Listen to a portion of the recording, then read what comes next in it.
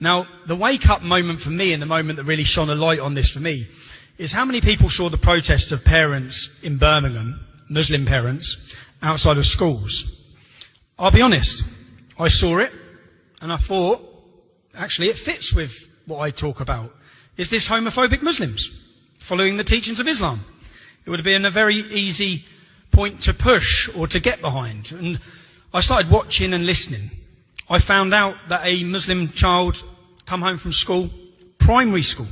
Remember that, primary school, under 11. I believe this little girl may have been 6 years old. Come home and told her mum and dad that she can be a boy.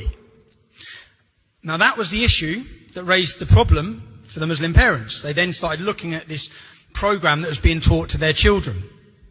Again, I would have been of the mindset, are these homophobic Muslims? Is this the reason? I looked at the school. I saw that the man who's running this education system within the school is homosexual. So then I investigate to see if there's been any previous complaints at the school by Muslim parents about having a gay man teach their children, which there hadn't.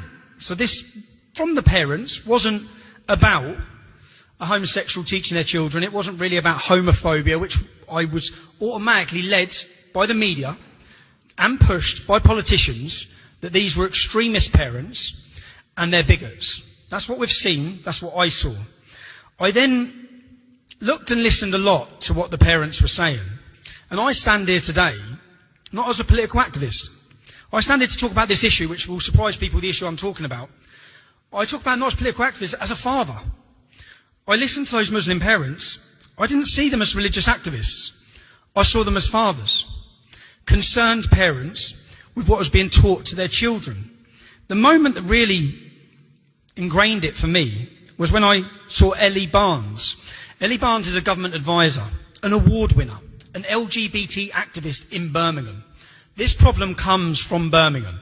It's rolled out from the city of Birmingham, which is why the Muslim parents have been on the front line of this issue in that city. She said previously, and we hear that this is about tolerance. That's what we hear. This is about this teaching of the children. We'll get on to what they're teaching, but we hear it's about tolerance. Ellie Barnes, and I'll quote her, "We must smash the heteronormativity in primary school children." That's someone with an agenda, their own agenda, and they want to push it on our children. Not her children, our children. Okay? Smash the heteronormativity. The normativity of a man being with a woman, which is normal. Okay? And they want to smash it. And this is like when I first woke up to the issues I'm known for talking about.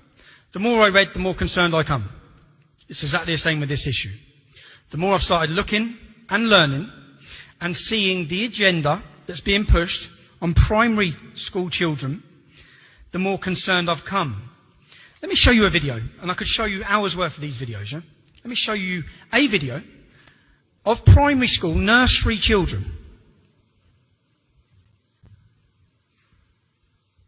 Would like to do some of those funny little dances from Fortnite? Does anybody know any of the dances from Fortnite? Oh, then you are a credit to your community. But most of all, Michael likes to twerk. Now, does anybody in this room know how to twerk? Alright, well, it's quite important to the story, so I will just give you a very quick demonstration. All you need to do is you just stand with your feet sort of shoulder width apart, like so. Okay, and I'll show you at the side so you get a better view. And you crouch down into this sort of position here, so your bum's sticking out. I hope you're taking this all in. And then you just move your bum up and down like that, and that's twerking. Now, you wonder why you are confusing our children. We are sitting on a trans time bomb of confused young children growing up. And when we talk about, I've spoke about the way that people don't feel free to speak about this. I've watched as the Muslim community, the more I've looked into it, they've been silenced in Birmingham. They've been silenced, they've been stigmatised, they've been slandered as extremists. I've seen the local politicians condemn them. They're parents who have fears and worries about what's being taught to their children. The message I'd like to give about this organisation and about activism to the British establishment. Do you know what's so crazy? This is all happening under a Conservative government. Not under Jeremy Corbyn's Labour Party, under a Conservative government. The silencing and the fear aspect.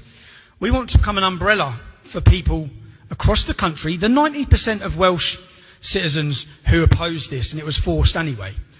We want to give a message to the British establishment that if you think this is going under the carpet and quietly passing through for compulsory teaching in children's education by September, if you think you've seen problems outside schools in Birmingham, you haven't actually seen anything yet.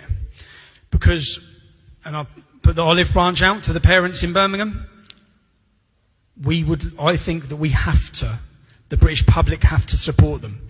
The main problem here is that many parents will not even be aware that drag artists are being brought in to speak to children at school, to read nursery rhyme books, that these books are becoming part of curriculum teachings. The increase going up of over 2,000% each year of gender dysphoria. So, in that, as a father, as a guardian to my children, I will not allow a nanny state to remove my parental rights. And I want to make sure that people join. If you wanted a movement to join, I urge you to join it. I urge real LGBT activists. We've come a long way in protecting gay people's rights. I'd be the first person to speak up for gay people's rights.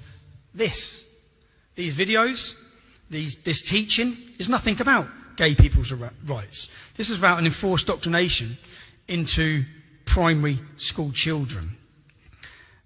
I implore you to join this fight. I implore you to join this movement. The nanny state makes for a terrible educator and an even worse parent.